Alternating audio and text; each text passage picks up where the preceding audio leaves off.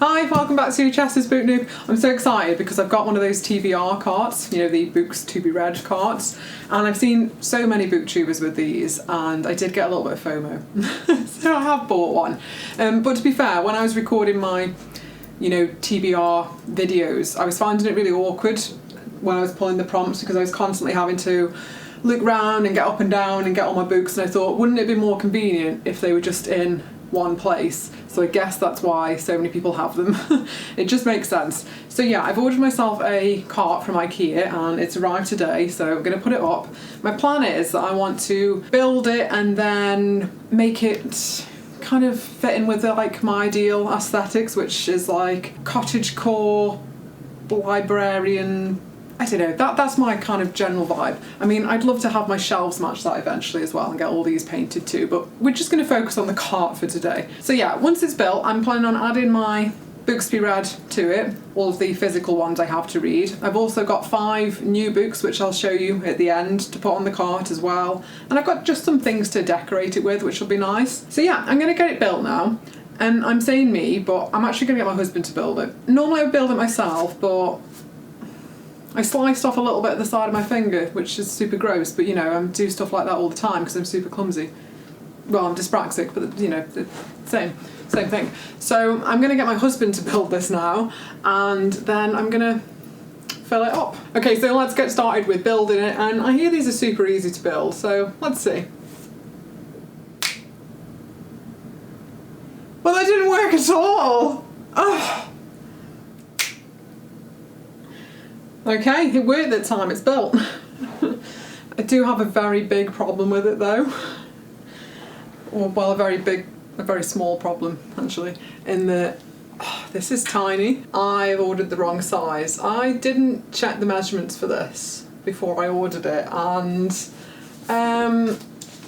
well, the books fit on the top one, but I didn't check how much room there was between each shelves. Now they do this in a bigger size, so I'm going to return this one. Very annoying. I'm going to return this one and get the bigger size one instead. I wish I could say that I will have learnt my lesson for in the future, but I don't know, I'm not very good at stuff like this. So yeah, I guess I'll return this and then we'll make this a bit bigger. And it's bigger. Okay, so obviously it's actually like a couple of days later and I'm just looked the same for, continuity based reasons. But anyway, this is a much better sized cart. I'm actually going to be able to fit the books on now. So I'm going to grab all of the books that I want to put on it, and I will show you the 5 new books that I've got in that as well. And then, yeah, I'm going to decorate it a little bit. So yeah, I'll get the books now.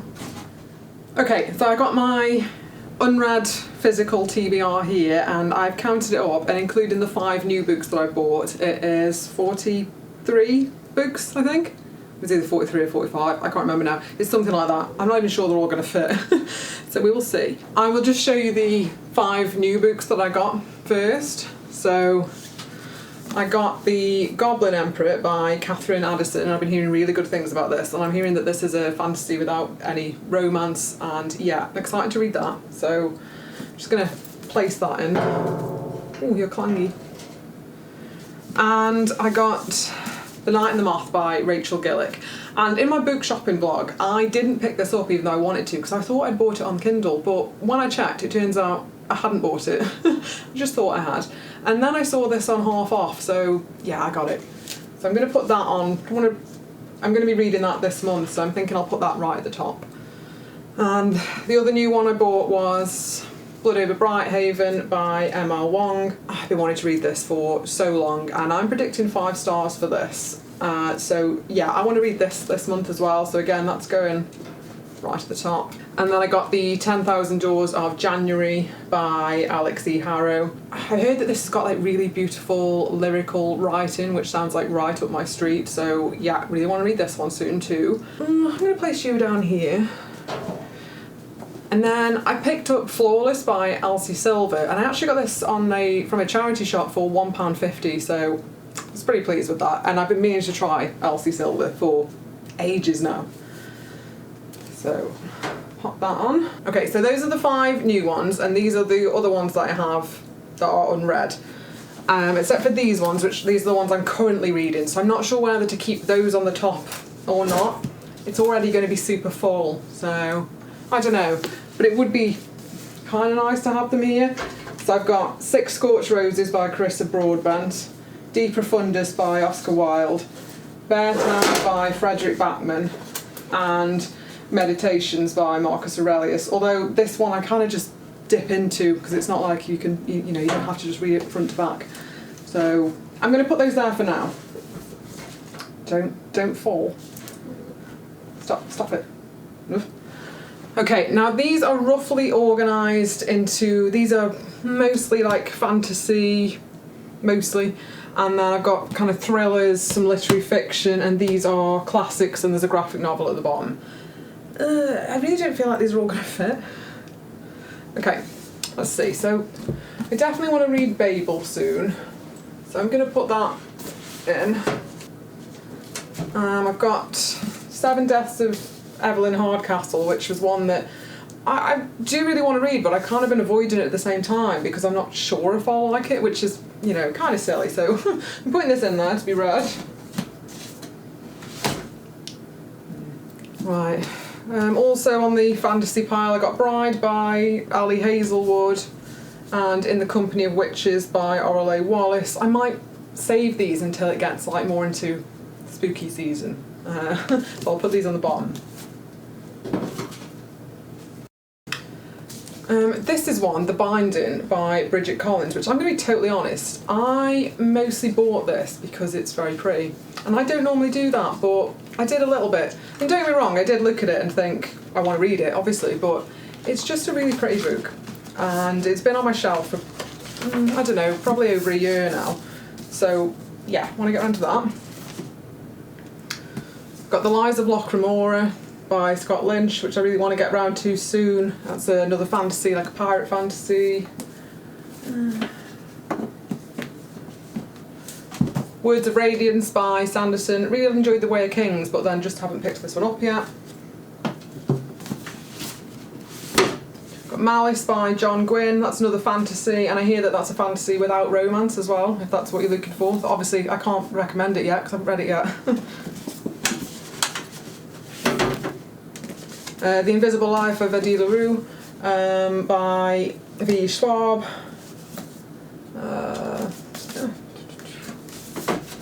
Got Skyward by Brandon Sanderson, and this is one of the series of his that I haven't started yet, and I don't know if I was putting it off a bit because it was YA, but I do like some YA books still, so I don't know. I'm gonna pop that here. No, because then I'll get mixed up with those. You stay. And then I've got Her Majesty's Royal Coven by Juno Dawson. Yeah, I picked this one up because it was about a secret coven of witches, and yeah, it sounded really fun, and I honestly, I don't know why I haven't read this yet. I don't know.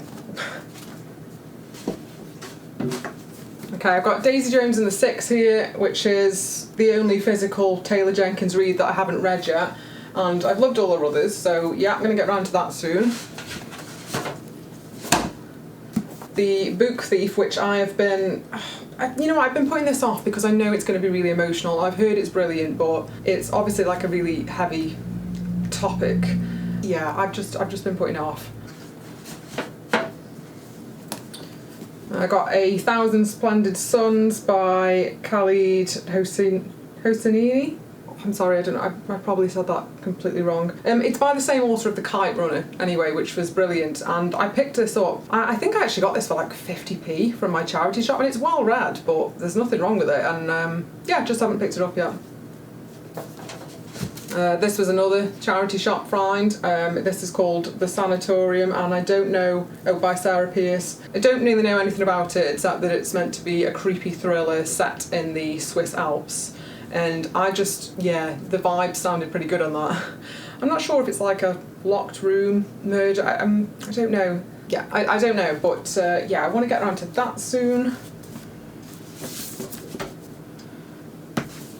Artist of the Floating World by Kazuo Ishiguro. Definitely want to read this soon because I've just been loving his books lately. This one I borrowed off my mom, and it's Where the Crawdads Sing by Delia Owens. And Delia Owens? I don't know, sorry. Yeah, this has been turned into a film and everything now, and I've heard everyone say how brilliant this is, and my mom says I need to read it. So yeah, I should probably read this and then give it back to her. Gonna put a couple of classics in now. So I haven't read The Count of Monte Cristo, and this is one I've been meaning to read for ages, and I think I'm a little bit intimidated by it. It's one of those that's, I mean, this is already a very big book, but it's not so much that it's a big book, it's got like teeny little text. I imagine that you can get this on Kindle Unlimited actually, so maybe I'll have to look into that rather than this, because I just didn't realise when I got this just how teeny the text would be. But I'll pop it on. You won't be able to see that at the back. I'll put it there for now. Another classic, North and South by Elizabeth Gaskell. This is another one, like, I think I picked it up again for like 50p from the charity shop, and again it's a little bit battered, but it's yeah, it's still good. I'm just going to pop that here. 100 Years of Solitude by Gabriel Garcia Marquez, and put that in here. I need to face them outwards so that I can see them from the side. That there. Russian classic, Dead Souls by Gogol. Really want to read that soon because a friend recommended this to me and says how brilliant it is. Okay, graphic novel wise, I've got Mouse, and this is another one that I've just been putting off because I know it's going to be really heavy, but I also know it's going to be brilliant. And this is a survivor's story of the Holocaust, so obviously it's really important work, and I do really want to read it. It's just, yeah, it's really heavy, but it's going on. I'm definitely going to read it soon. Still haven't read Fahrenheit 451 by Ray Bradbury, and I don't know why. I've had this for probably around a year again. Pop that here. And then the other classics I have all of Virginia Woolf's work in this one, and I have Crime and Punishment by Dostoevsky here. And this is another one, like, it's just kind of intimidating. It's daft really. You'd think I'd be less intimidated because, like, I love War and Peace and I love Anna Karenina, and those are like huge chunky books, and they're not hard to read. Like, they're only intimidating because they're long. They're not hard to read at all. So you'd think the fear would have left, but for some reason I see this and I'm like, oh, that's intimidating. But yeah, I'm gonna get around to that soon. Oh, you fit there? Yeah. I'm gonna have to put, I know you can't see all of these, but there's some room at the back, so I'm just having to put some at the back. I do also just want to chuck this plant on, you know, because I think that'll look nice. I think that's going to go at the top, so just want to see how much room I'll have for that. Oh yeah. Cute. Right, so these are thrillers. So I've got The Death of Mrs. Westaway by Ruth Ware, another charity shop find. I've enjoyed her books before, just haven't got around to this one yet. I'm gonna pop that up there. It's funny because I don't really own hardly any thrillers that I haven't already read, and that's because whenever I do read a thriller I tend to pass it on then, because once you know the twists of a thriller you're probably not going to reread it. I think one of the only exceptions to that is I have all of the Good Girls Guide to Murder series because I love that and I actually probably would reread that.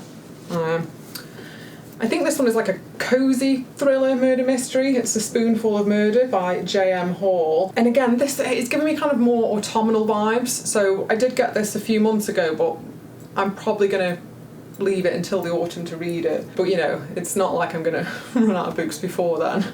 So I'm just going to pop that near the back. Let me finish the thrillers first. So this is Razorblade Tears by S.A. Cosby, and this is another one that I've been meaning to get to for a while. I heard this described as a thriller that your dad would like. I can't remember who said that, but I don't know, that just stuck with me. But yeah, another thriller, and it's about two fathers who end up working together to, I think, avenge their sons because their sons end up I think their sons were murdered, and I believe that the sons were in a relationship together and the fathers never fully accept that, but then they have to work together. I hope I'm not getting this wrong, because obviously I haven't read any of these yet. The last thriller is The Family Upstairs by Lisa Jewell, and I haven't read anything by Lisa Jewell before, so I don't know if I've picked up the best one to try of hers or not, but yeah, this is the one. Again, this was a charity shop find and it was the one that they had. Okay, these should all be, I think, mostly literary fiction, or, I mean, that's a romance. Still haven't read, Red, White and Royal Blue, Casey McQuinston. And this was everywhere for a bit, and yeah, just haven't got round to it, and this seems like it might be good for the summer, actually, so I'll, hopefully get round to this within the next couple of months. Oh, dead leg. I'll have to put you there. There you go. Right, Tomorrow and Tomorrow and Tomorrow by Gabrielle Zevin. This is another one I heard a lot of talk about. Oh, I don't know, it was all over Booktube a little while back. And another one I managed to find second hand and just haven't gotten round to yet. Amnesty by Aravinda Diga. I've no idea why I haven't read this yet, because Aravinda Diga wrote one of my favourite books ever, The White Tiger. So my mum gave me this for my birthday, and that was a few months ago now, haven't gotten around to it yet. It's not even a long book. I think, well, I've got a lot, And because I mostly read on Kindle as well, so most of my unread books are actually on my Kindle. This is another sort of cosy mystery, Live and Let Chai by Bree Baker. I mean, I'm just a sucker for a pun, I probably bought this because of the pun. This one, to be fair, I thought this might be more autumnal, but it's actually got kind of seaside murder mystery vibe, so that might be a good one for the summer too. There.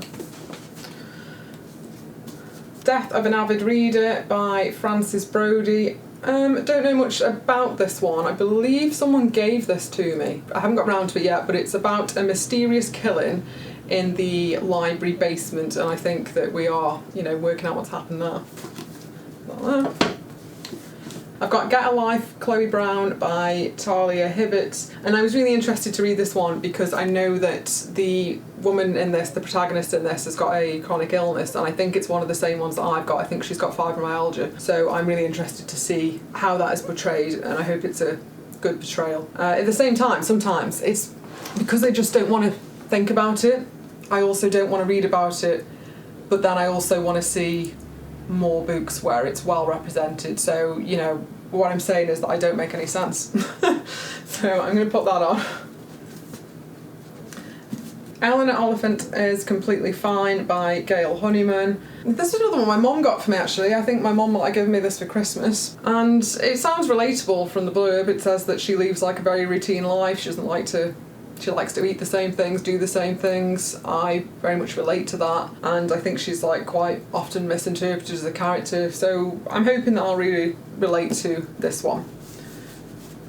And then I've got The Vanishing Half by Britt Bennett, and I believe that this is about two sisters, and they are white passing. One of them lives their life in the town that she once tried to escape, and it's her and her daughter, I believe, and then the other one kind of, I think, leans into being white passing, and it shows the differences between how people treat them and how their lives are. I'm expecting this one to be 5-star, and I don't know why I haven't picked it up yet. And the last one I got as a mystery book, and in one of the in my bookstore vlog, and this was what was in the mystery book, and it's called Board Gay Werewolf by Sony Tantarola. And yeah, this sounds like just kind of pretty fun. I don't know, I'm saying it sounds fun, and it does, but it also says that it's a chaotic commentary on toxic masculinity, so maybe it's got some serious undertones to it as well. I don't know, it's really hard to summarise when you haven't read any of the books. That down here, because they're falling down. Okay, so they do all fit on. I appreciate that you can't see them all at the back, but oh god, that's heavy. But there they are. Now look, I don't know, I guess I'm just not a very aesthetic person, because I want this to look aesthetic, but it's kind of jumbled. I think I can make it, I want to make it a little bit more cottagecore-y. And the way I'm going to do that is try and add some of this ivy to it. So I'm going to try that now. Okay, so here it is with some kind of ivy added to it and this rose and jar. I've tried to make it look kind of cottagecore. I love the aesthetic, but at the same time, I'm not good at doing aesthetics. Like, I see other people doing stuff and they always turn out really beautiful, and then I try it and I don't know, it just doesn't work out the same. But I do think that she's cute, you know? She's cute. Oh, also, I found a book that I'd missed off, which is The Assassin's Apprentice by Robin Hobb, so I have just added that on. But yeah, and I also moved the ones I'm currently reading here just so it wasn't confusing having them at the front. So I don't know if I'll keep them there or not, but they're here for now. Yeah, so I think she's turned out cute, and I might end up rearranging some things. I don't know, like I said, I haven't actually got the best eye for this sort of thing. Yeah, I'm looking forward to using her though. I'm looking forward to when I do my next TBR jar and I can, you know, just look and pull from it, yeah, and have like a physical representation of all the physical books that I have that I've yet to read. I just need to figure out a way of doing this with my Kindle now as well when I'm doing it. But yeah, thanks so much for watching, and thanks to my husband for putting this together, because it actually didn't just go together magically when I clicked. I know, it's like really shocking. But yeah, see you soon. Bye!